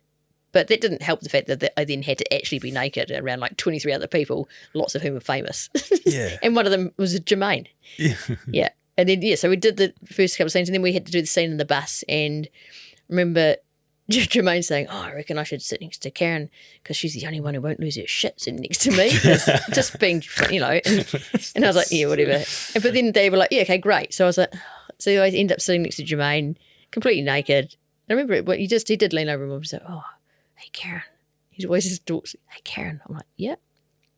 I didn't really expect to be doing this with you, did you? I was like, no, I fucking did not. Okay? And get your penis off my leg. No, it wasn't. That's not true. That was. I just make that bit up for funniness at the end. Yeah, I got you. Yeah. But there was no modesty sock, which is something I understand has been used in the industry in the past. No, we're not into socking penises. No, we let None of them us free. There were a couple of merkins. All right. Yeah, some of the. That's a pubic wig. It is a pubic wig. For those that might not be aware of what a merkin is. Yeah. It's a pubic wig. So a couple of the actors chose to wear merkins. And I think this is also, again, a well-known story. Jackie at the start had a merkin, but it was very jet black and quite shocking to look at. And I think Jermaine at one point said, you've got to take that thing off because I can't concentrate. So there was some merkins. Is there like a reverse merkin? Like if you've got a really hairy situation, you can put something on that makes it look shaved? I guess probably if, again, it depends on your level of hirsuteness. Very. And I guess if you're aware of that you're going to be naked in a film, and you're someone that isn't embracing the full level of your hirsuteness, you might attend to that prior to filming the movie, rather than saying, "Can I please have some flesh-coloured leggings?" Yeah. Kind of interesting. Good point. Well made. Kind of interesting full circle, and the benefit of for the audience. We had a conversation with Mike Minogue in the build-up to this episode, and I asked the question because I consumed a lot of Wellington Paranormal content in preparation. Had he grown his hair out for Wellington Paranormal, which he had, thinking and knowing that you were going to film a nude, I wonder whether any of the actors had decided to. Well, I think from memory. I mean, again, we're getting very granular in the detail. I'm also happy to tell you both and everyone that's listening. I'm incredibly not hirsute. I have been known back in the old days as Karen Little Bush O'Leary. Okay, so it was So for me, when did that nickname start? Gay Ivan. Anyway, it's a whole other story. Little bush. I used to play, Karen. Anyway, we're not talking about my little bush. Well, we are now, but we somehow got there. Yeah, I think the people that didn't have my affliction of not being hairy enough or whatever, they could choose to get some grooming on set if they wanted some. If they were feeling uncomfortable, but. Yeah, I don't know. Because the other... Oh, sorry. Yeah, no, you carry on. Well, because the other part to the Minogue story was I think one season he also got it dyed. Yeah, it was that same season he got it dyed and made enormous, and he looked... I don't know what was going on for him. It was very hard. It was probably like Jackie's merkin. It was hard for me to just look at him and not laugh, So it was amazing, my acting in that season. It's a lot there. But also... Anyway, no, please. I was going to start talking about Mike's nice upper body, but I don't know if this is the right time or the place. Well, that'll be a nice segue to your upper body in the movie as well, so we can carry on. Well, I mean, because Mike's got a nice upper body, whatever, and he always got his top off in Paranormal, and I was like, well, when's my turn? Obviously not wanting to actually have a turn. Nude Tuesday had to have a turn, didn't I? Because it was a nude film. He's always got his top off around the studio too. Every time we around the office. He's just always topless. Yeah. Can I just jump in though? Nude Tuesday is not entirely nude. No. In fact, I think it's an important point. And that's why I, realistically didn't do very well in New Zealand, because as soon as you say to a New Zealand audience, subtitles, nudity, oh, I'm not going to bloody watch that. Oh, it sounds like an absolute, oh God, no. Like my dad would have said the same thing. But yeah, the nudity only comes at the very end of the film, and it's not gratuitous. It's not. It's not about the nudity, and that's the whole point. It shouldn't be about. Yeah. So the message that comes through the nudity not even mattering is kind of mattering. Is that a word? Can be. Okay, yeah. In terms of nudity, yeah. Yeah, not even mattering. Yeah, I think it was, again, very clever on Jackie and Oman's part. So linking you back up to Paddy Gower Has Issues. Would I be topless on that show? Yeah, would you? Did you go topless on Paddy Gower Has Issues? When did that call? That's something totally different to what you had been doing? Yes. And did you have to audition for it? Did you just get given the role? I got asked to MC. The Top Twins had a charity fundraising concert at the Civic, and because I'd worked with Linda in Wellington Paranormal, the woman Arani Cuthbert who was producing the show, Linda said, "Oh, get Karen to be the MC," and it was all of these amazing musicians and heaps of people there, and so she just asked me, and I said, "Of course, yeah, I'd be absolutely honoured. Like those guys are legends, and they're the first people." That's where I learnt what the word lesbian meant, was from the Top Twins when I was growing up. So, yeah, I was really honoured to do that. And I didn't realise, but at that show, John Bridges was sitting in the front row. And he saw me in that or whatever, and was obviously had got the show and was thinking about making the show. And he's also really good friends with Paul Yates. So I think he might have talked to Paul about whether I'd be any use or whatever. And so then he just rang me up and said, "Can I talk to you?" Well, actually, first of all, he got me to go on the project talking about why women are getting more angry, which I thought was great. But then he said, "Can I ring you about something else?" And he said, "Oh, I'm thinking of doing this show. Would you be keen?" I was like, "Yeah, I could do that." Yes. Yeah. So it was just, again, it was right people, right place, right time, enthusiasm. Yeah.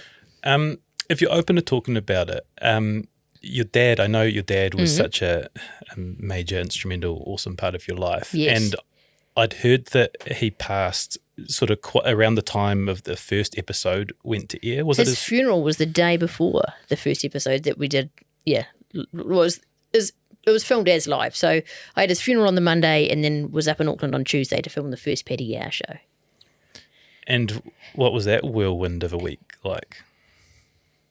Really fun. No, well, it was, well, obviously with my dad dying, he had been sick for a long time, so it wasn't unexpected. But I'd gone over to LA to see my partner, and with her mum and dad were there as well. And I remember thinking just before I went, I said, "Oh, should I go?" Or because you'd always worry that you're going to miss the thing, But I spoke to my sister Jo, and my mum said, "No, look, he's still just trundling along, There's nothing." So he's not sort of taken a terrible turn for the worse. But then when I was over in LA, and I think this was genius and for Dad, rather than, because cancer can be horrific, and I know I've seen that with other people and people in their families, it can really just sort of wear you down and you just waste away or whatever. So I think Dad would never have wanted that, because he liked doing things for other people. He didn't want things to be done for him. So the fact that he was starting to get a little bit, not as able to do the things that he wanted to do as he would like, that would have been annoying the fuck out of him. And so he ended up having a heart attack and dropping dead that way, which I think was Dad's probably just his way of saying, "Nah, this is it, I'm out." But obviously I was in LA at the time. So, although to be honest, Dad probably planned that as well. Bastard. Yeah. So he was like, you've stayed in Wellington your whole life to live close to me and your mum, and I'm going to die when you're in America. It was a horrific phone call to get in LA. We were about to go to Santa Barbara, which I was really excited about because of watching Eden and Cruz on the soap opera, Santa Barbara. But then, I can't remember. I don't even remember coming back from America. I think I fell over on trying to get on the plane, and the people on the plane were very worried about me. But I managed to make it back, and then, yeah. And then fronted up the next day for recording. Well, then I was back, was hanging out with the fam, did the funeral, and then flew up. But, yeah, again, I'm not sure if it comes back to my disposition or whether I'm good at, some people would say, blocking things out or not facing up to my grief. I would argue that. I would say that, and I've said this to anyone that will listen, I'm not someone that, I tend to not be someone that dwells on the past or things that have gone wrong. I try to remember and focus on things that were great, because that helps me keep cheerful, and I'm much happier when I'm cheerful than if I'm not. So rather than thinking, oh my God, this is, and obviously it's terrible and it was very sad, and especially for my mum and everyone in my family, but it's like, well, I could just be absolutely miserable, which is, would be legitimate and warranted. Or I could think, fuck, I was so lucky to have such a great dad.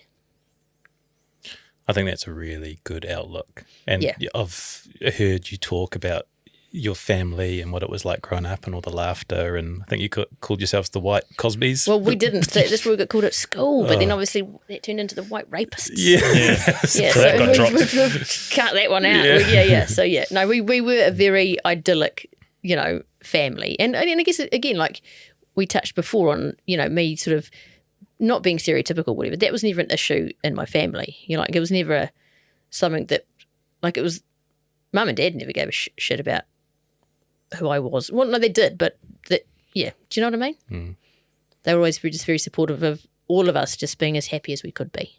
And you do credit both your parents for giving you 2 funny bones, right? Oh, they're both hilarious, honestly. Yeah, like Dad, yep, both very, very funny people, and also both really positive, optimistic people as well, I think. I listened to the episode you did with your mum Oh, yeah. on full disclosure, which was beautiful. It really was. And talking about, I think you've given, I don't want to call it a glib answer, but you've given an answer about when you came out to them and they said, "Yep, we know, dear." Yeah. But actually unpacking that to what was going around and her outward love for you and wanting to protect you from what the rest of the world might think. Yes. Was really, really beautiful. Yeah, and I think that's what came through as a common thread. Like, and I think that is, but also that was a struggle then for me as well with me and Mum. I was like, why can't she just get it and accept it? It's like she was worried about that my life would be harder. So it was coming from a place of love, but for someone that was going through it as myself, I was like, no, why did she just needs to like get over it? Maybe she's just probably being homophobic. She was not at all, But yeah, everyone has to adjust to things in their own ways. And I think as long as you can try your best to do that with love and kindness, then you're on the right track. And I love the way you framed it around you'd had a lot of time to prepare yourself for that conversation. Yeah. But on the other side of it, that conversation almost gets dropped on someone. Yeah. Yeah. And that's then because that came through with lots of the guests that I spoke to on Full Disclosure, which I really enjoyed doing. That is that thing of, you've been struggling with this thing for however long you've struggled with it. Your parents have got that dinner or that, 10 minutes or whatever to say, by the way, I'm gay. Whether they assumed it or guessed it or wondered it, that's the moment they've been told and have to respond in that moment. And so I think it's very interesting. Will you revise that podcast? Will you bring that back now you've got a little bit more time on your hands? Well, even I do things when I've got no time on my hands. Yeah, it's when I work my best, actually. I've probably achieved nothing that I've got nothing to do. I think season 3, we're just trying to rally some troops, some guests up for season 3. Because, again, that's been some work that I've done that I do feel really proud of. Kate Langdon is amazing for having come up with the concept.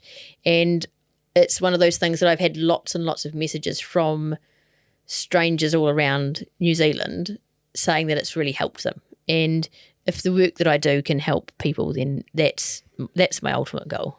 And I know that Wellington Paranormal helps people because it makes them laugh, and that is great. And there's definitely value in that. But with the Paddy Gower show, that show is really about advocating for people. And I think coming from being an early childhood teacher, advocating for people, especially people that are not in a position as privileged as you are. I think if you're in a privileged position, then you've got a responsibility to advocate for others. Yeah. We're getting near the end. It's been an awesome episode, by the way, but we are getting towards the end. But I did want to touch on childcare before we finished. Early childhood education. Sorry, language is important. Language is important. Yeah. And that's why, yes, carry on. No, why is that important to make that distinction? Because if you call it childcare or daycare or creche, then it completely removes the notion that what you're doing is education. So it's seen as babysitting rather than teaching. So you don't think of school. Teaching starts when you get to school. So, but actually, we all know research shows us the education that you receive. I only worked with 2 to 5 year olds, so I wasn't with babies. But the 2 to 5 year olds, the learning that they are doing in those 3 years is astronomical. If you then compare it to what happens at the whole of primary school. So it needs to be valued as education. And unfortunately, the public's perception still needs to shift. And until that shift happens, we will continue to, unfortunately, sometimes get teachers going into early childhood education who aren't the most inspirational teachers, because it's just that vicious cycle.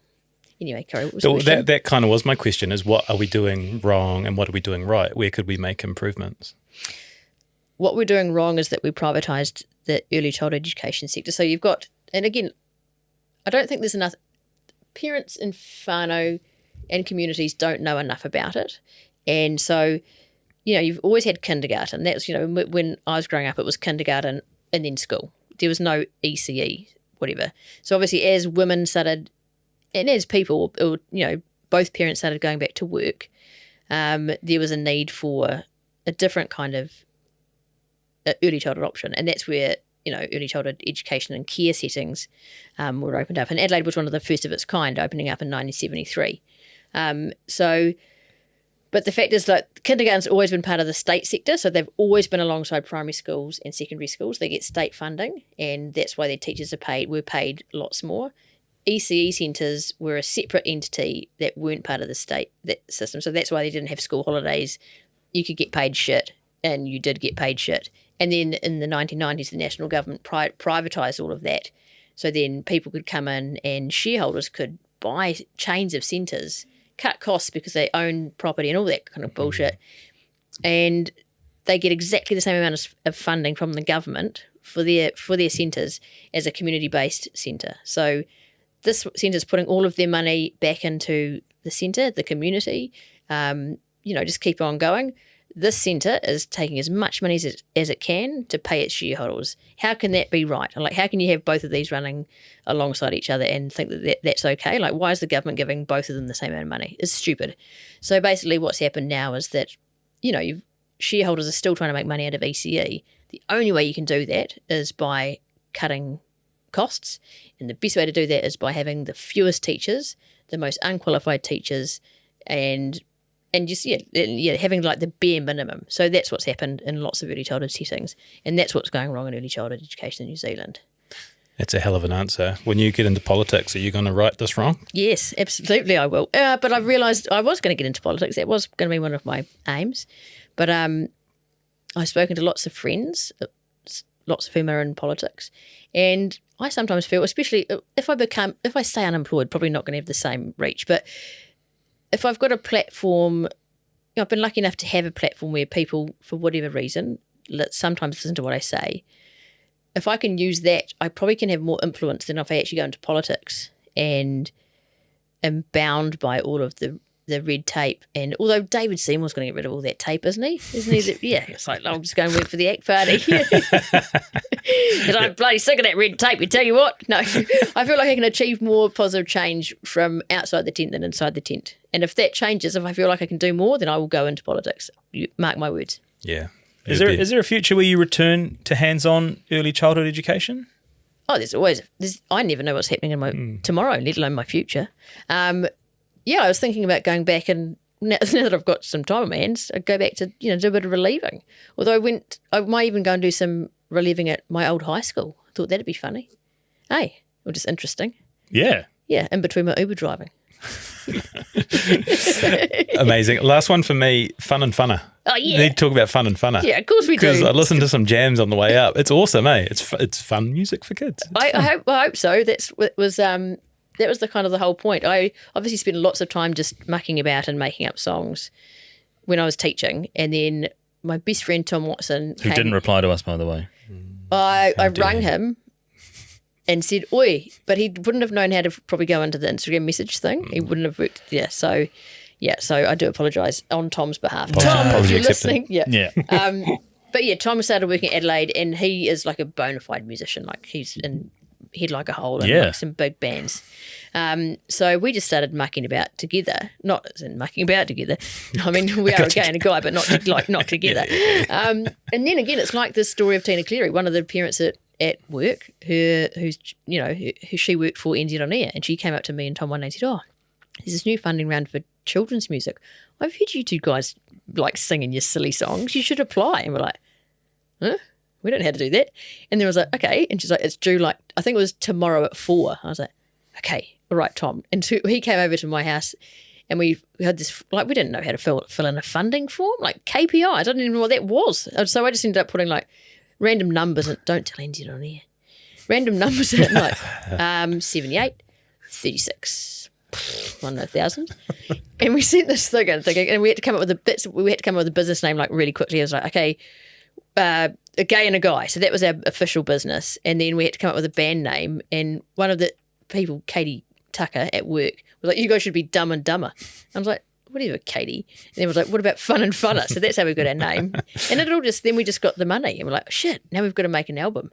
So luckily Tom is very well connected in the music scene in Wellington. So we ended up, again, this is just one of the, I'm very fortunate with the things that happened to me. So we ended up having this super band of like Toby Lang from Fat Freddy's Drop, Andrew Bain from Fur Patrol, Ricky Gooch from heaps of all the bands, Vanessa Stacey and Lisa Tomlin's the most amazing, iconic Wellington singers as my backing vocalists. Yeah, crazy.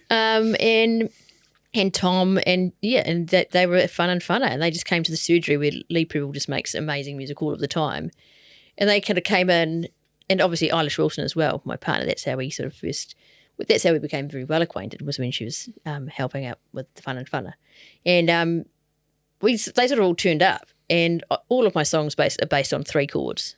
A combination of 3, either C, G and F, or A, D and E. Sometimes chuck a minor in there. They're not very complicated. Yep. So they would all turn up, and I'd be like, they're like, "Okay, so what song are we doing?" And I actually hadn't finished writing about 4 songs, so I was in the kitchen at the surgery, quickly finishing Ladybirds and some other songs. So I was like, "Fuck, I haven't finished the words," but I sometimes need pressure to come up with ideas. And they're like, "How does this one go?" And I'd kind of just like, "Oh, it's kind of just like blah blah blah," and then we left it, and they just turned these very simple songs into what I think are some really high quality musical pieces of art. Check it out. Fun and Funner. Check out Fun and Funner on Spotify.